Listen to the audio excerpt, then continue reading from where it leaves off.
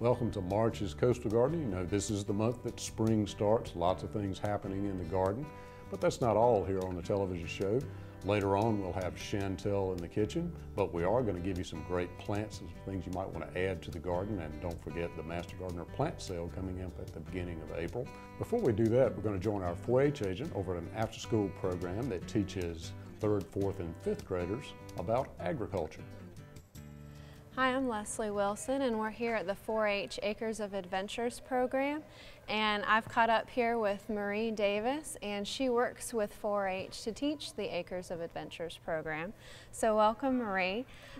We just wanted to talk a little bit about what you do with Acres of Adventure. So can you tell us a little bit about what you do with the program? All right, well, I've been an instructor with Acres of Adventure and gotten to work at 6 different locations here in New Hanover County, and exposing students to agriculture, teaching them what it is and how it affects their everyday lives, and even what kind of agriculture exists here in New Hanover County. Mm-hmm. What are some things that you've noticed that students don't know about agriculture that surprises you? Well, most students may have heard of the word, but they actually have no idea of what agriculture is. They think that their food just simply comes from the store. So the 6 weeks we work together gives us an opportunity to talk about it's more than just some cereal in a package. And once they get a chance to start looking at the ingredients and thinking about even from the box itself all the way to the wheat and the fruit that is used in making the cereal, they have a whole new understanding of agriculture and appreciation for all the work that goes into making the food products and other everyday products that they use in their lives. What are some of the favorite activities that the students do? One of the lessons that we do together is we use everyday food items to make glue, and then we actually test out the strength of the glue. So some of the students have never cracked open an egg before, and they get to do that and make glue from that, and using other items like flour and vinegar, and they really enjoy that lesson. As well as another lesson we do together involves bridge building, and some of the challenges that farmers may have if they have unfit structures on their property. So they really love getting to use their problem-solving skills and working together as a team to build the most sturdy bridge, and enjoying the challenge of testing it out and seeing who can be the most effective team.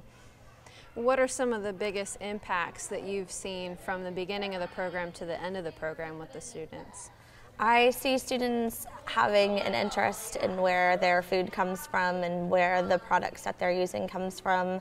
Some of the students that I've worked with actually have an interest in becoming involved in 4-H more extensively, and even in the future studying agricultural engineering. And even some of the students that I've worked with have started their own home gardens. Well, thank you for being here with us today. You do a really great job in teaching the program, and we're really lucky to have you. All right, thanks. Looks like a great program, Acres of Adventures, and to tell us a little bit more about that, we have Leslie Wilson here with us, our 4-H agent here in New Hanover County. Welcome to the show, Leslie, and a great interview. Thanks for taking care of that. So you kind of told us some of the basics of Acres of Adventures. Tell us a little bit about how it got started and why you're doing it. Well, really, the idea for the program came through conversations that I was having with youth, and really just seeing that they aren't really able to make the connection between where their food comes from, such as that an egg comes from a chicken or milk comes from a cow. A lot of the kids really don't have that basic knowledge, and so I was kind of surprised at that. I come from a farming background, and so that was kind of second nature for me. So we were really just looking at ways to help kids make that connection. I guess a lot of kids really do think that food comes from a supermarket or from somewhere, from the restaurant or whatever. So obviously there's a need. A lot of kids need to understand more about that so they become good consumers as they grow up, and informed consumers. Well, tell us a little bit about how you've done this kind of piloting program with Acres of Adventures and some of the success you've had with it. We actually started with a pilot of the program at Coddington Elementary School last spring, and from that we fine-tuned our lessons to 6 lessons that are just 1 hour, And so we go to the school for once a week for 6 weeks, and we do a 1-hour lesson that's very hands-on and agriculture related. And we just kind of touch on a lot of different topics about agriculture, from what the difference between a beef cow and a dairy cow is, or how to read a nutrition label, or even an experiment to take common food products and make our own glue and test them to see which is strongest. So really just a variety of activities for them to do. Well, everything we do, there's a cost to it, and we couldn't have done this without a little bit of support for Marie and some of what she's doing. Tell us a little bit about how that was funded. Well, actually, we have partnered with our local Farm Bureau to help support Marie's position, and then with Cooperative Extension as well to help with the cost of the supplies. So really we're able to offer the program at no cost to the centers that we go to. That's great, and we certainly appreciate the support of the local Farm Bureau board here. So pretty good success so far, good pilot program into the schools now. Where do we go from here with Acres of Adventures? Well, we've really been happy with the success that we've had through the program. We found that almost every single child does learn about agriculture through the program. And really what excites us the most is almost 80% of the kids that we work with at the end of the program say that agriculture does have an effect on their lives. And so that's a really great impact that we've had. And so we really just hope to continue to be able to offer the program to more youth in our area. Pretty impressive, getting 80%. Yeah. Leslie, if the parents and others out there want to learn a little bit more about 4-H and some of the programs that are offered to youth here in New Hanover County, what should they do? The easiest way is just to go to the New Hanover County Cooperative Extension website. We have a lot of information posted on there, what clubs we have available in the county, and lists of events on our calendar. They can also find us easily on Facebook as well as at New Hanover County 4-H. Okay, great. That's Leslie Wilson, our 4-H agent here in New Hanover County. When we come back, we're going to get you a cure for that spring fever.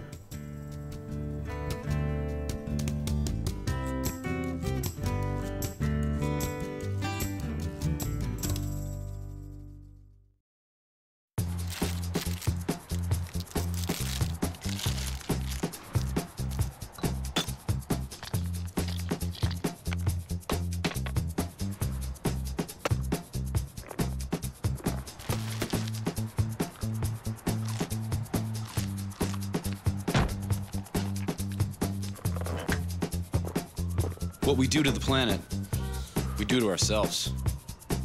You can help keep America beautiful. Visit KAB.org.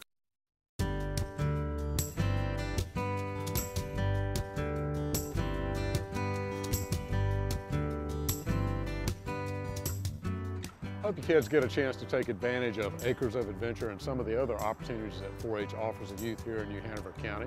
But you know, this is the Coastal Gardener, and we're talking about plants and gardening.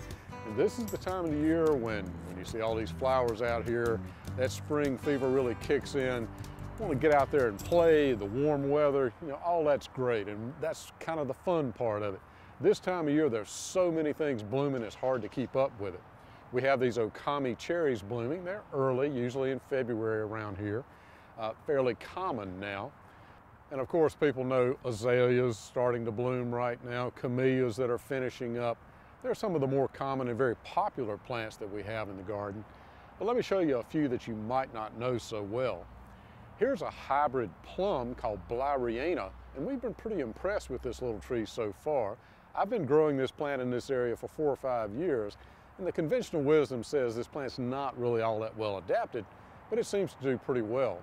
It's been blooming for at least 3 weeks, which is pretty unusual for a flowering cherry plum kind of plant. You see the nice pink flowers. It's going to be a 20 by 20 foot plant at maturity, so it might be something to consider. Blariana, which is a hybrid between Japanese flowering apricot and a plum.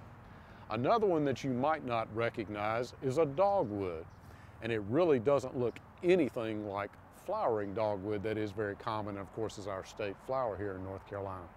This is called Cornus mas. Cornus, of course, is the genus for all the dogwoods. This one has yellow flowers earlier than the flowering dogwood, and you can see pretty cool bark. It flakes with age, so has a lot to recommend it from an ornamental standpoint other than just the bright yellow flowers. Now again, the conventional wisdom says This plant's not really all that well adapted, doesn't like our heat here in southeastern North Carolina. This is a selection called Spring Glow or Spring Glory. I think they're confused in the trade, but this one's a little more heat tolerant. So if you want to grow something a little different, give you that early flowering, nice yellow flowers, brighten up a spot in the landscape, Cornus Moss Spring Glow would be a good choice. Now if you want to grow it well, you're going to need a little bit of shade protection. Don't put it in full sun. And you're going to need good soil that's moist, high organic matter, about like you'd grow an azalea or a camellia in. And I think you can do pretty well with Cornus Moss, even though the book will tell you that this plant might not be so well adapted to this climate. One other group that I wanted to show you today to kick that spring fever off are some witch hazels. Now, witch hazels bloom in the wintertime into early spring, and we have a fairly nice little selection. They're all fairly small because it's a new part of the garden here at the Arboretum. But one of my favorites is the bright yellow one called Sunburst. You may have seen the one that they call Arnold Promise. This one is a lot better than Arnold Promise in my particular opinion. You can also get one called Jelena and Amethyst and several others, and some of them even have fragrance. Growing witch hazels won't tax your horticultural skills too much. They do a little bit better in slightly shady locations, not dense shade, but not full sun either. Decent soil, nothing really all that special. If you can grow camellias and azaleas in it, the witch hazels will do fine. Now keep in mind, these are plants that by the time most people's spring fever kicks in, a lot of these have quit blooming. They've already had their season. So this is a group of plants that will give you a whole nother season in the garden. And with our mild winters, that makes a lot of sense. We're always out in the garden, even during the dead of winter. There's still things going on. So while there's certainly nothing wrong with things like Okami cherry, the beautiful, the camellias, azaleas, all these are great plants for our gardens. But if you have that little bit of horticultural nerd in you, always looking for that new plant, consider something like Blaureana plum, the witch hazels, and Cornus Moss Spring Glow. And if you're looking for plants, we have a great opportunity for you coming up. We have the Master Gardener Association plant sale coming up April 2nd through the 8th, right here at the garden in the Arboretum. Stay with us after the break. Chantel's in the kitchen with a quick and easy sweet potato recipe.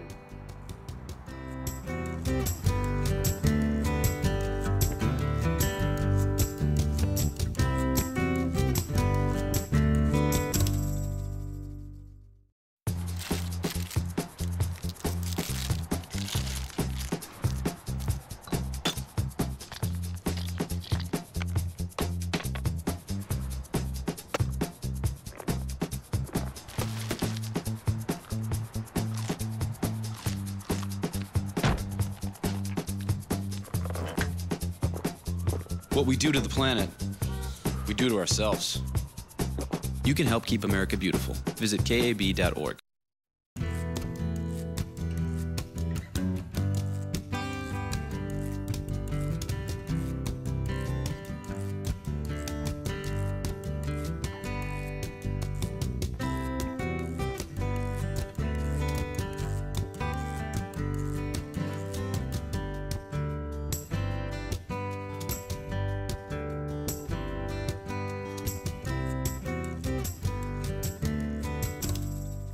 Welcome to the kitchen.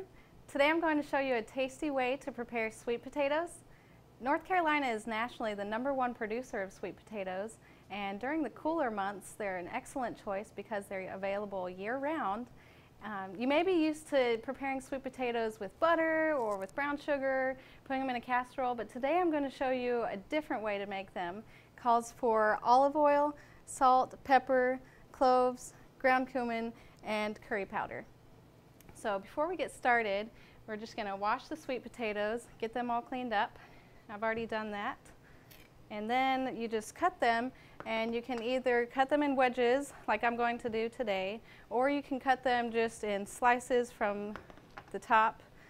So I'm just going to get these ready. And they'll be pretty tough since they're not cooked. So I recommend when you're picking your sweet potatoes, picking some that are longer so you don't have as fat of a sweet potato cut through, because they will be actually quite tough to cut.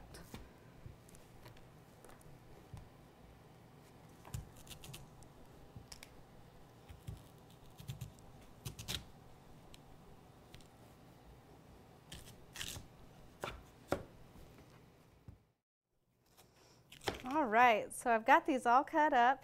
The next thing I'm going to do is just put them in this bowl here and toss them with the seasonings. Now this dish is very nutritional. It's got olive oil, and if you want to cut down on your saturated fat, that's an excellent way to cook, because typically when you're making sweet potatoes, if you use the butter on top with the brown sugar, the butter is what's got that saturated fat in there because it's solid at room temperature. So if you're looking for a way to cut the fat in your diet, then choose some of the oils to cook with, or some things that are not solid at room temperature, and that will cut out a lot of the saturated fat for you. In fact, this recipe has 0 grams of saturated fat, and it has a lot of protein and fiber in it. So this is a very healthy dish to make. Just toss these all around. You want to get everything coated evenly. And if you don't like one of these spices, like maybe you don't prefer to use cloves or something, then you can substitute cinnamon if that is the flavor you like to go with on your sweet potatoes. But you don't have to use any sugar because the spices will cover it for you and give you a really nice flavor. So I've got these coated. Then all you do is put them on your pan. And then you want to spread them out in a single layer so they can all cook evenly. And you don't have to even stir them while they cook if you've got them in a single layer. So spread those out.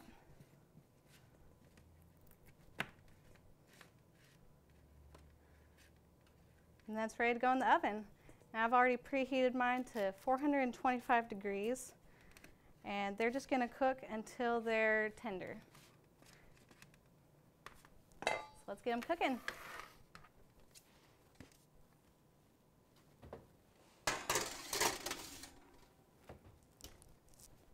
And they'll cook about 25 minutes, maybe try about 20 minutes at first, and then poke them with a toothpick to see if they're tender. But they just cook in there, and you can get your other dishes ready for your meal, maybe a meat dish or have it for a snack. It's pretty easy.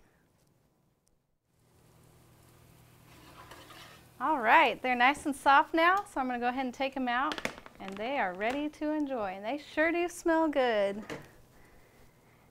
If you have a child who you'd like to have learned a little bit about cooking and get to try making a couple recipes, we've got a cooking camp scheduled over the week of spring break here at Cooperative Extension. I'll be teaming up with our 4-H agent, so if you're interested in that, check it out on our website, or you can call us for more information. Otherwise, check us out on Facebook, and I'll have another tasty seasonal treat for you next month.